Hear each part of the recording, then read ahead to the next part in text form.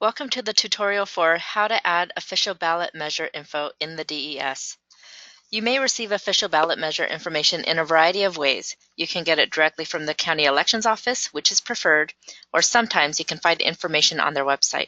The amount of information you receive and the form in which you receive it will vary county by county. I'm going to show you how to enter information in the DES, then give you some examples of different ballot measure info. So first, we're going to log in to the DES. Then click the Measures tab on the top of the page and use the search fields on the far left of the page to select the measure you would like to work with. So I'm going to go to my fake election where I have all of my sample data. Where is it? Select state always. You can filter by jurisdiction if you like. Just to kind of lessen the number of measures you see on the drop-down menu, and then select your measure. So the Basics 1 and 2 tabs are where the official ballot measure info goes.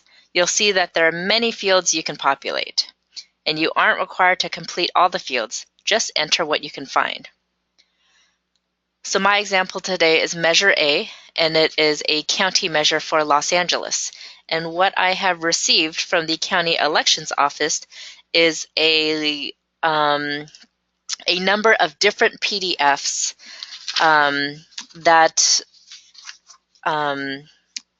are different parts of the official ballot measure information package. So I have the full text, which is about 19 pages long.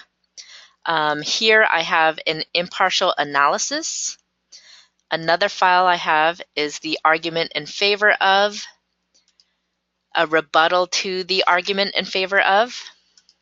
I have an argument against Measure A, and then a rebuttal to argument against Measure A. So I have all these pieces that I can work with in order to populate the fields in Basics 1 and Basics 2. And so when you first log in, you can see that there are some things already populated, like the official identifier, the title, the measure type, sometimes passage requirements, and the official question or short summary. So other things you can add in, and I won't go through all of them, are in this tab as well as the Basics 2 tab. So I'm going to go back to my Basics 1 tab. And because my full text is 16 pages long, I'm not going to enter it all in here. Instead, what I would recommend is add the link to the full text. If you can find the link on the county elections website, just add it there. So if people are interested in reading the full link, they can click it. If there isn't a link that the county elections office provides, you can, if you have the PDF, you can create your own full text link, and that's actually covered in a different tutorial.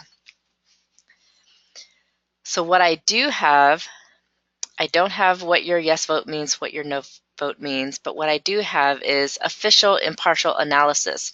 So I can go ahead and enter that in by going to my impartial analysis PDF and really just copying and pasting the information. And I have 2 pages worth to copy and paste in. So I'm just going to go ahead and do that.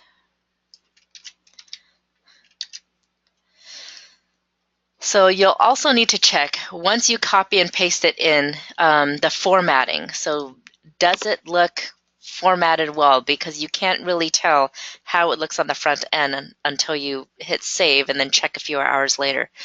So I just want to make sure that these break lines are correct, because they don't look correct right now.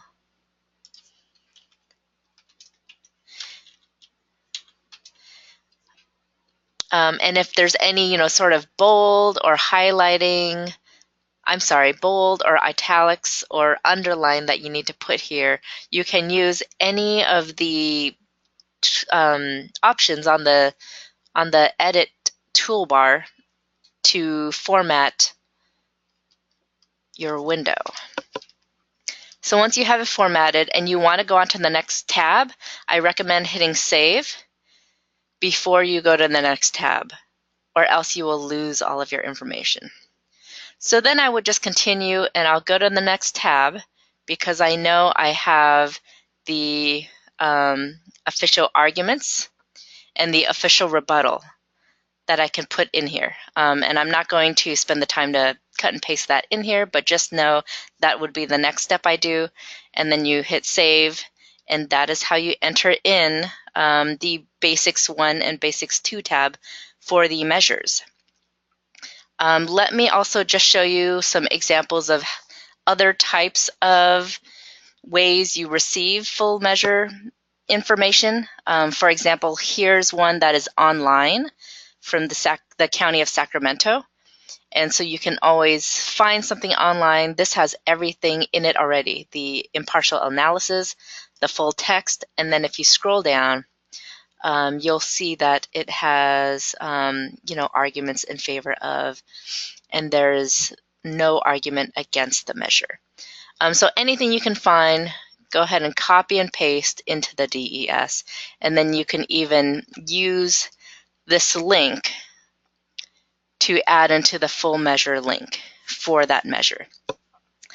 Other ways you receive official ballot measure info may not be so nice. For example, here's one that was emailed to a volunteer, and as you can see, it was scanned. So if I try to select the text and copy it, it's not going to copy the text because it was a scanned document. These are not so great because that means you would have to hand type all of this information. So as we say, if you get a digital copy, one that is copy and pastable is preferred. So for example, here you can see I can copy and paste any of this text. Or if you find it online, make sure it is copy and pastable because you definitely don't want to be typing everything in by hand.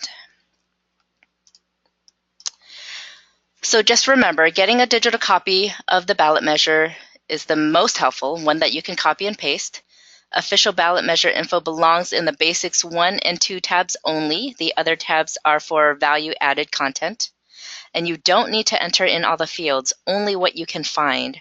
And always save before you move on to a different tab. Thank you for watching this tutorial. To see more DES tutorials, including how to create your own full text link, please visit the VEC resource page.